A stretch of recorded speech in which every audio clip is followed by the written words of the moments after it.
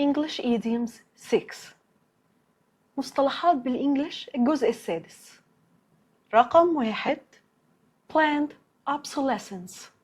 ده مصطلح معناه إن الشركة بتصمم المنتج بتاعها عمداً عشان يبوظ أو يقدم بعد فترة معينة، فتضطر تشتري جديد.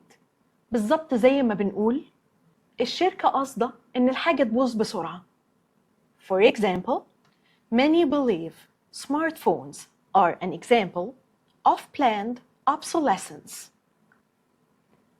ناس كتير بتشوف إن الموبايلات دي أكبر مثال على إن الشركات بتصممها عشان تبوظ بسرعة وتشتري الموديل اللي هينزل بعديه.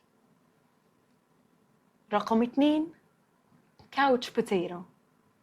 ده مصطلح معناه بروتة، شخص أنتوخ زي ما بنقول كده بالمصري، وده بيتقال دايما على الشخص الكسلان اللي بيقضي معظم وقته قاعد على الكنبة بيتفرج على التلفزيون، بيلعب على التليفون وما بيعملش أي مجهود. For example, don't be such a couch potato. Let's go for a walk. ما تبقاش أنتوخ كده، يلا بينا نتمشى. رقم 3 like clockwork. بتتقال على حاجة بتمشي بانتظام شديد والدقة متناهية من غير أي مشاكل أو تأخير. زي بالظبط هنا ما بنقول زي الساعة. The event was organized perfectly.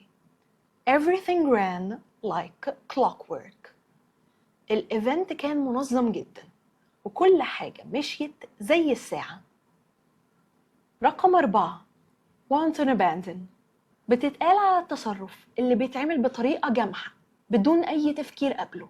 بالظبط كده زي ما بنقول بطريقة جنونية أو من غير حساب. They danced all night with wanton abandon. فضلوا يرقصوا طول الليل بطريقة جنونية من غير ما يفكروا في أي حاجة. This is Premier English by سارة، ودي كانت مصطلحات بالإنجليش الجزء السادس.